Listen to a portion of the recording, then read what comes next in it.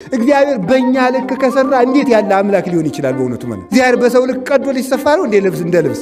የሰይጣን አንዱ ማስፈራሪያው ምን እንደሆነ ታውቃላችሁ? ለክፉ ሰዎች ከፍታ መጨመር ነው። ከፍታ እየገደሉ ሹመት ይጨምርላቸዋል፣ እያጠፉ ሀብት ይጨምርላቸዋል።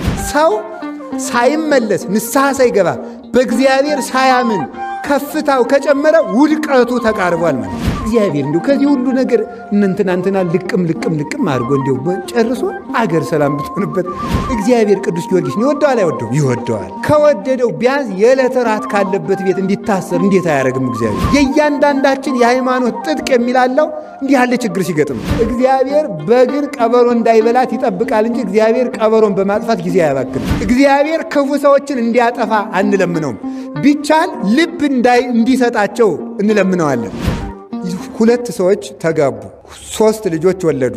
አንደኛው ልጅ አንካሳ ነው። አንደኛው ልጅ ሁለት አይኑ አያይም። አንደኛው ልጅ ደግሞ 2 እግሩ ሽባ ነው እንበል።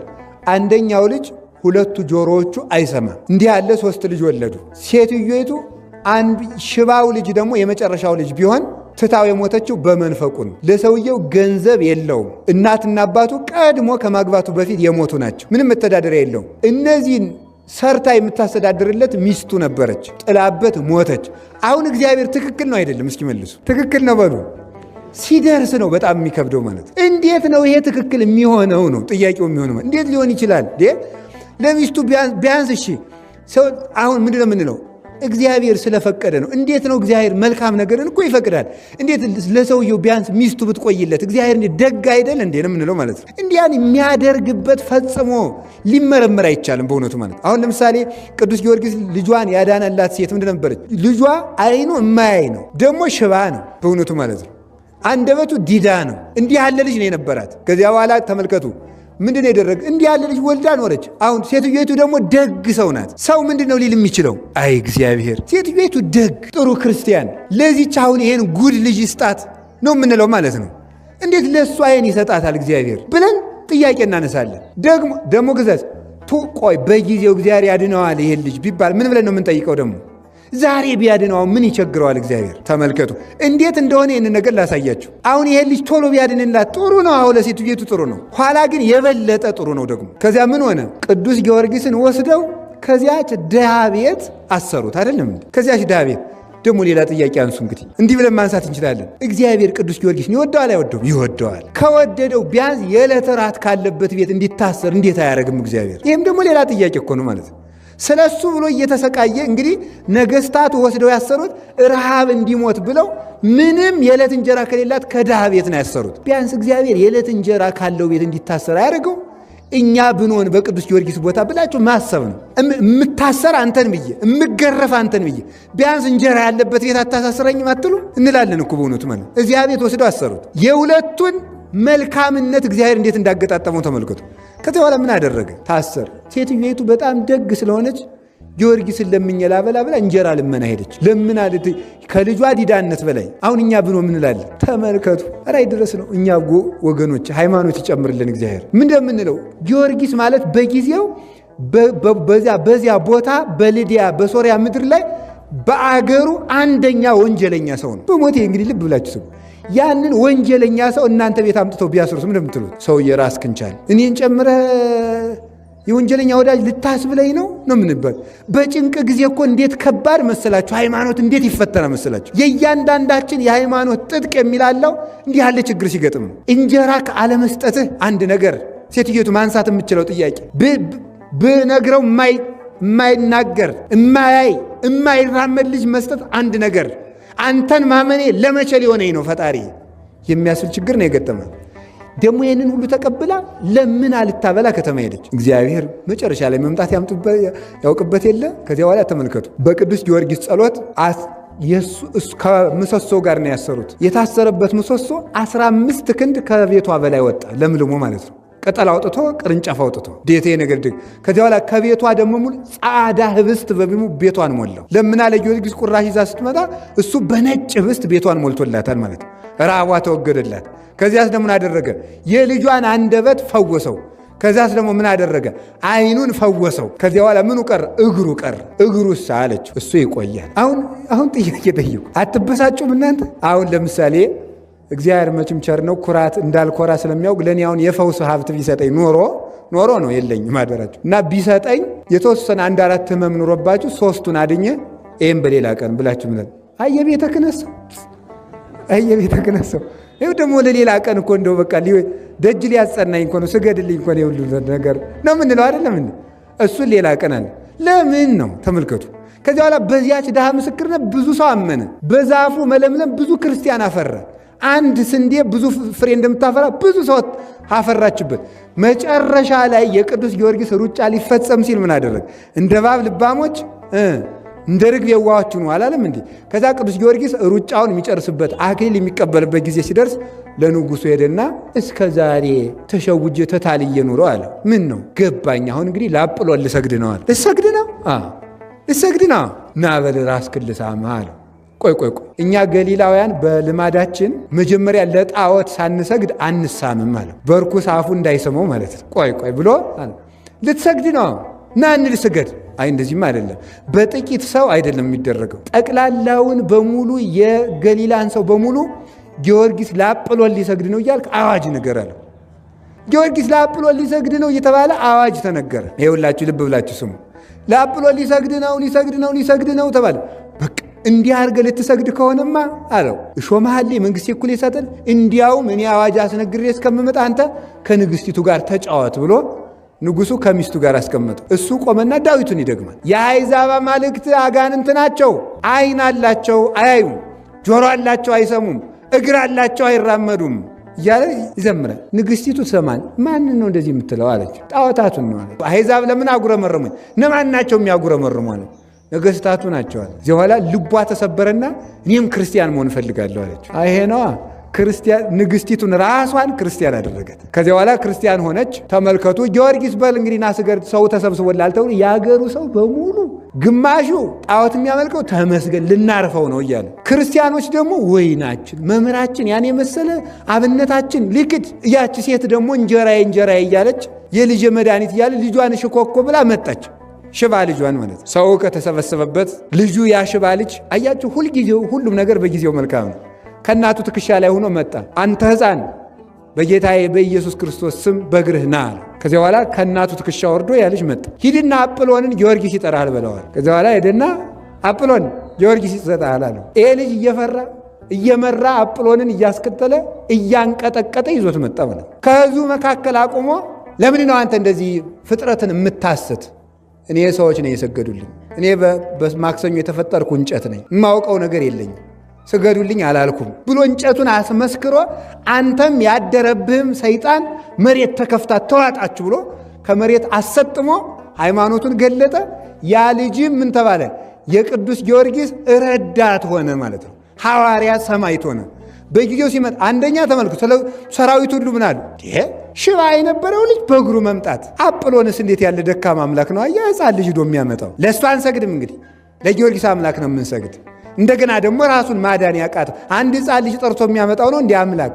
በዚያውስ ላይ ደግሞ ለራሱ ያልሆነ ብለው በዚያ የተሰበሰቡት ሁሉ ክርስቲያን ሆነው ተጠመቁ። ሁሉም ነገር ለመልካም ይሆናል። እግዚአብሔር ምንጊዜም ትክክል ነው የሚባለው ለዚህ ነበረ። የዚያች ሴት ሃይማኖትም ተፈትኖ ነበር። ልጄን አድነ ሲያበቃ አንተም ፈርተ ልትክር ነው ብላ ነበረ። በጊዜው ግን መልካሙን ነገር ገለጠ። እግዚአብሔር በጊዜው መልካሙን ነገር ይግለጥልን።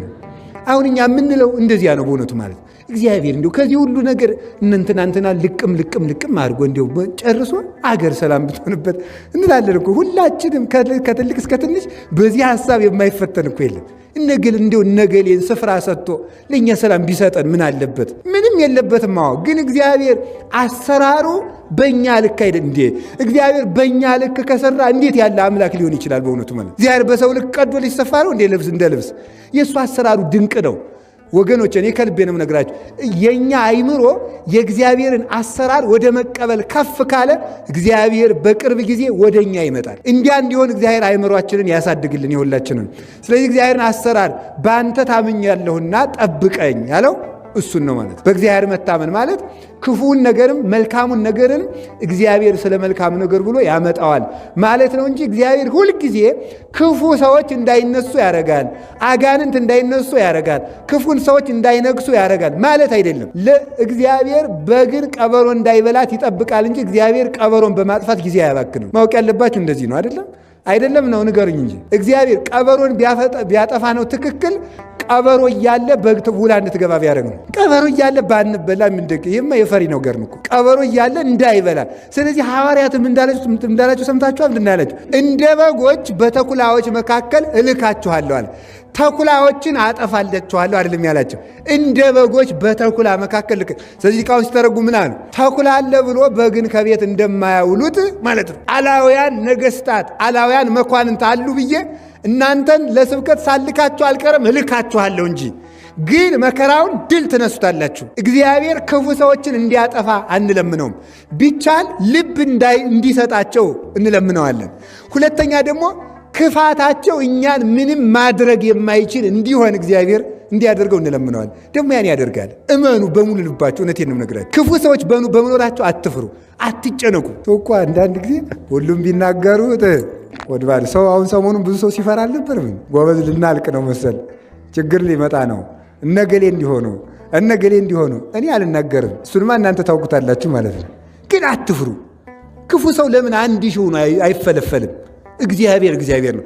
አቤቱ ባንተ ጥላ ተጠግተን በጠላቶቻችን መካከል በሰላም እንኖራለን። እንዲያውም እግዚአብሔር ጠላት እያለ ክፉ ሰዎች እያሉ ማኖሩ ድንቅ እንዲሰኝ ነው ክፉ ሰዎችን ዕድሜ የሚሰጣቸው። ተንኮላቸው ጫፍ እስከሚደርስ ድረስ ዝም እንደሚላቸው ማወቅ አለባቸው። እግዚአብሔር ደግሞ መጨረሻ ላይ እንደሚመጣ ማወቅ አለባቸው። አንዳንድ ጊዜ ሰይጣን ምንድነው መሰላችሁ? የሰይጣን አንዱ ማስፈራሪያው ምን እንደሆነ ታውቃላችሁ? ለክፉ ሰዎች ከፍታ መጨመር ነው። ከፍታ እየገደሉ ሹመት ይጨምርላቸዋል፣ እያጠፉ ሀብት ይጨምርላቸዋል፣ እየገደሉ ተከታይ ያፈራላቸዋል። ከዚያ ምን እንላለን? ጎበዝ ልናልቅ ነው፣ እነገሌ እኮ እንዲሆኑ፣ አሁን ደግሞ ጭራሽ እንዲሆኑ ማለት እንጀምራለን ማለት ነው። ግን ልብ ብላችሁ ስሙ። ክፉ ሰዎች ሳይመለሱ ከፍታቸው ከጨመረ እርግጠኛ ሁኜ በአምላኬ ስም የምናገረው ጥፋታቸው መቃረቡን ነው የሚያመለክተው።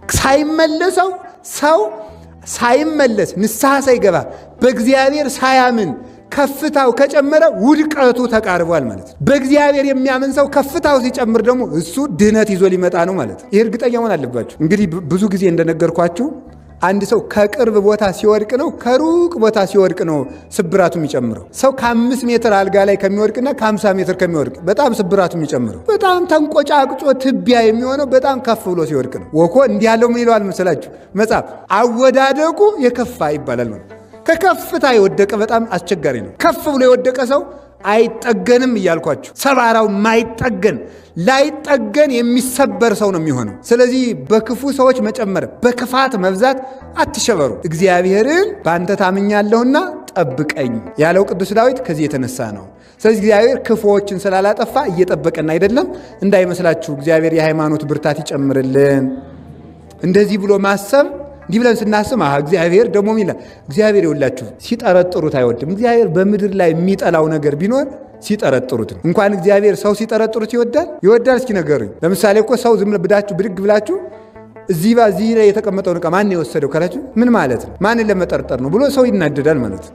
ይሄ ምንድነው? እግዚአብሔር መስለን ስለተፈጠር ሲያምኑን ነው እንጂ ሲጠረጥሩን አንወድም ሁላችንም። እግዚአብሔር ታማኝ ስለሆነ ሲያምኑት ደስ ይለዋል። ግን እንዲህ አረግ እግዚአብሔር ጥሎናል መሰል፣ እግዚአብሔር ረድኤቱን አርቋል መሰል፣ ልንጠፋ ነው መሰል ሲሉት ግን እግዚአብሔር አይወድም በእውነቱ ማለት። በእግዚአብሔር መታመን ማለት እሱ ነው።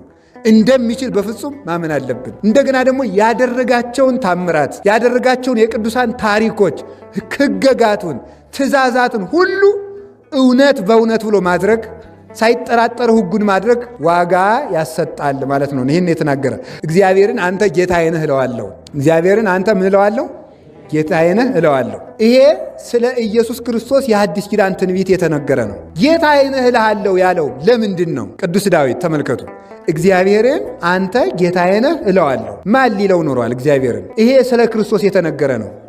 እግዚአብሔር ሰው ከመሆኑ አስቀድሞ ጌታ ቢባል ድንቅ አይደለም? ክርስቶስን ግን ጌታዬ ነህ እለዋለሁ ያለ ለምንድን ነው ስትሉ፣ በክርስቶስ ላይ የደረሱት ነገሮች ሁሉ ክርስቶስ አምላክ ያልሆነ የሚያስመስሉ ናቸው። ምሳሌ ክርስቶስ ርቦታል አይደል? ስለዚህ ምን የሚል ጥያቄ ሊነሳ ይችላል? አምላክ ይራባል ወይ?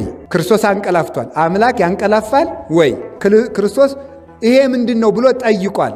አምላክ አያውቅም ወይ ተብሎ ይጠየቃል ማለት ነው። ደክሟል። አምላክ ይደክማል ወይ? አምላክ ይታሰራል ወይ? አምላክ ይበላል ይጠጣል ወይ? አምላክ ደም ይፈሰዋል ወይ? አምላክ ይሞታል ወይ? አምላክ ይያዛል ወይ? አምላክ ይቀበራል ወይ?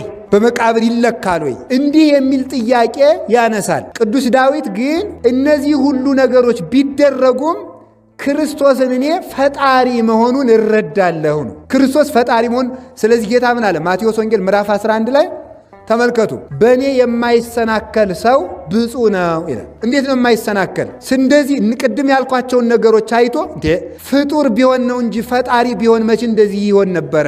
ለፈጣሪ እንደዚህ ነገር አይገባውም ብሎ በሰራዋቸው የድካም ስራዎች ተሰናክሎ አምላክነቴን ያልተጠራጠረኝ ሰው እርሱ ብፁዕ ነው። ከነዚህ ጎን ለጎን የምንመለከታቸው ነገሮች አሉ። ለአፍታ ያህል ልከልስላችሁ። ሲራብ ስናየው ተመልከቱ። ቅዱስ ኢሬኔዎስ ሃይማኖተ አበው ምዕራፍ 7 ላይ መጻሕፍት ክርስቶስ አምላክ ሰው መሆኑን እንደሚነግሩን አምላክ መሆኑን ይነግሩናል ይላል። ይህን ቃል ሁላችሁም በሕይወታችሁ ዘመን እንድትይዙ ትፈልጋለሁ። ሁላችሁም በቃላችሁ ነው እንድትይዟት ምፈልገው። መጻሕፍት በሉ ክርስቶስ ሰው መሆኑን እንደሚነግሩን አምላክ መሆኑን ይነግሩናል። በቃ ማምላክን ይቺ ከገባቻችሁ ሃይማኖታችሁን አጥርታችሁ ያዛችሁ ማለት ነው። ማንኛውም ከኦርቶዶክስ ሃይማኖት ውጭ የሆነ ሰው እንዴት አምላክ ይደክማል፣ እንዴት አምላክ ይራባል ሲሏችሁ መልሳችሁ ምንድን ነው? መጻሕፍት ሰው መሆኑን እንደሚነግሩን አምላክ መሆኑን ይነግሩናል። አንተ ክርስቶስ ተራበ ብለህ የሚለውን ነው የምታነብልኝ። እኔ ደግሞ ክርስቶስ ምን አረገ ብዬ እነግርሃለሁ። ተራበ ብሎ ሲነግራችሁ አምላክ የሆነ መጻሕፍት ተራበ ብለው ይነግሩናል አይነግሩንም? የተራበ ተቀራኒ ምን ይነግሩናል? 5000 ሰው አጠገበ ብለው ይነግሩናል። ከዛስ ደግሞ ምን ብለው ይነግሩናል? የሕይወት እንጀራ ነው ብለው ይነግሩናል። እሺ መጻሕፍት ክርስቶስ ታመመ ብለው ይነግሩናል። ምን ብለው ይነግሩናል? ፈወሰ ብለው ይነግሩናል። የ35 የ38 ዓመት ደዌ ተኝቶ የነበረ ሰው አልጋውን ተሸክሞ እንዴት ሲያደርግ ይነግረናል። ክርስቶስ አልዓዛርን የት ጠየቃችሁት ብሎ ጠየቀ ብለው ይነግሩናል። ክርስቶስ አልዓዛር እንደሞተ አስቀድሞ ተናግሯል። እዛው ዮሐንስ ወንጌል ምዕራፍ 2 ላይ ምን ይላል መሰላችሁ? ያ ወንጌላዊ እኮ ነው የነገረን። አልዓዛርን የት ቀበራችሁት ብሎ ጠየቀ ብሎ የነገረን ዮሐንስ አስቀድሞ ምዕራፍ 2 ላይ ምዕራፍ 11 ላይ ክርስቶስም ኢየሱስም አልዓዛርን የት ቀበራችሁት ብሎ ጠየቀ ብሎ የነገረን ዮሐንስ ምዕራፍ 2 ላይ አስቀድሞ ምን ብሎ ይነግረናል መሰላችሁ? የሰውን ፈቃዱን ሊነግሩት አይፈልግም፣ እሱ ራሱ ሰውን ያውቃልና ይላል። እሱ ራሱ ሰውን ያውቀዋልና ዮሐንስ ወንጌል ምዕራፍ 2 ላይ ማለት ነው።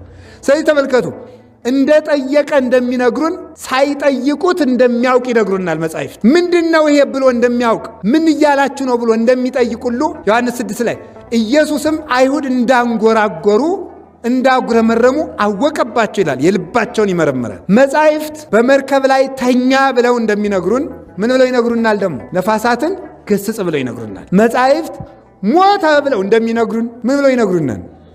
ተነሳ ብለው ይነግሩናል። ስለዚህ ማጠቃለያችን ክርስቲያን ሲኖር በክርስቶስ የሚያምን ሰው ጠንቅቆ ማወቅ ያለበት ይሄን ነው። የክርስቶስን የሰውነቱን ስራ መርሳት የለበትም፣ የአምላክነቱን ስራ መርሳት የለበትም። ይሄንን ያመነ ሰው ስለዚህ ለምን ክርስቶስ እንዲህ አለ፣ ለክርስቶስ እንዲህ አለ ብለው ሲጠይቋችሁ አጭር መልስ የቅድሞን አረፍተ ነገር መጻሕፍት ሰው መሆኑን እንደሚነግሩን አምላክ መሆኑንም ይነግሩን። አንተ የሰውነቱን ዘረዘርክ እንጂ የአምላክነቱም አለ ብሎ ይሄንን መዘርዘር ነው። ሁሉን እንደሚችል ማስረዳን። ሰው ሆኖ በሰራው ስራ አላፍርበትም ለማለት ቅዱስ ዳዊት ሰው የሆነ እግዚአብሔር ቃልን ምንም ቢደክም፣ ምንም ቢራብ፣ ምንም ቢጠማ፣ ምንም ቢሞት፣ ምንም ቢታመም አሁንም ፈጣሪ ነው እለዋለሁ። ቶማስ ይህንን አረጋገጠ። ዮሐንስ ወንጌል ምዕራፍ 20 ቁጥር 28 ላይ ምን አለ? ቶማስ ጌታ ተነሳ እኮ ሲሉት አይ እኔ ካልዳሰስኩት አላምንም አለ። ዳሰሰው። ሲዳሰሰው ከዚያ ተመልከቱ እጁ ርርቁም ጥር አለ። አንተ እውነትም ፈጣሪ ነህ ጌታዬ ነህ ብሎ መስክሮለታል ማለት ነው። ስለዚህ ክርስቶስ አምላክ ጌታ ነው። ይህንን ነው ቅዱስ ጳውሎስ ቅዱስ ዳዊት እግዚአብሔርን ጌታዬ ነህ እለዋለሁ ያለው ክርስቶስን ነው። ጌታዬ የሚለው ቃል ለሰው ሲነገርና ለክርስቶስ ሲነገር ልዩነት አለው። ሰው ጌታዬ ይባላል፣ ማወቅ አለባቸው ይህን ማለት ነው። ሰው ጌታዬ ይባላል። ጌታዬ ባልነው ጊዜ ምን ማለት ነው? የሰው ጌትነት የሹመት የማክበር ነው። ክርስቶስ ግን ጌታ ሲባል ብዙ ጊዜ ፈላስፎችና ከኦርቶዶክስ እምነት ውጭ የሆኑ ብዙ ሰዎች በዚህ ጉዳይ ስለሚከራከሩ ክርስቶስ ጌታ ቢባል ምን ችግር አለው? ትልልቅ ሰዎችም እኮ ጌታ ይባላል። ስለዚህ ክርስቶስ ትልቅ ሰው ስለሆነ ነው ጌታ የተባለ ተብሏል። እሱ ግን ጌታዬ የተባለ ተመልከቱ፣ ምን ብሎ ነው ቅዱስ ዳዊት ያለ? ጌታዬ እለዋለሁ ብሎ አይደል፣ እግዚአብሔርን ነው ያለው። ክርስቶስ ጌታ ሲባል በእግዚአብሔራዊ ጌትነት ነው፣ በሰው ጌትነት አይደለም ጌታ የሚባለው። ቶማስም ዮሐንስ ወንጌል ምዕራፍ 20 ላይ ጌታዬ ካለ በኋላ አይማ መምህሩ ስለሆነ ነው፣ መምህርም እኮ ጌታ ይባላል፣ ሽማግሌም ጌታ ይባላል፣ ንጉስም ጌታ ይባላል እንዳይሉት ቶማስ ምን ጨመረበት? አምላኬ የሚል ጨመረበት። ጌታዬ አምላኬ ብሎ ጨመረበት። ቅዱስ ዳዊትም እግዚአብሔርን ጌታ ይለዋለሁ አለ። ክርስቶስ ጌታ ሲባል በፈጣሪነት ነው፣ በአምልኮ ነው፣ በአምላክነት ነው። ቢጽ በሌላት አጠራር ይላሉ አባቶቻችን ሊቃውንት። ቢጽ በሌላት አጠራር ለምሳሌ አብርሃም ጌታዬ ይባላል፣ በሚስቱ በሳራ ነው። ቅዱሳን አማልክት ይባላሉ፣ የጸጋ ነው፣ መለከ ገዛ ባለው ገዦች ስለሆኑ እግዚአብሔር የሾማቸው ስለሆኑ በዚህ አማልክት አምላክ ይባላሉ። ሙሴ የፈርዖን አምላክ ተብሎ ተጠርቷል፣ እግዚአብሔር ነው የጠራው። ክርስቶስ አምላክ ሲባል ግን ቢጽ በሌላት አምላክነት ነው፣ የአምልኮ የመመለክ የጌትነት የፈጣሪነት ነው። ቅዱሳን የተፈጠረን ይጠብቃሉ፣ ይመግባሉ። የፈጠረ ቅዱስ ግን የለም። ስለዚህ በፈጣሪነት አምላክ የምንለው ቅዱስ ግን የለም፣ በጸጋ አምላክ የምንለው እንጂ። ክርስቶስን አምላክ እለዋለሁ ስንል ይሄ ነው። ቅዱስ ዳዊት የነገረን ይሄ ነው። ዮሐንስ ወንጌል ምዕራፍ 20 እና መዝሙር 16 ላይ የተነገረችው 15 ላይ የተነገረችው እግዚአብሔርን ጌታዬ እለዋለሁ ያለው ይሄንን ነው ማለት ነው።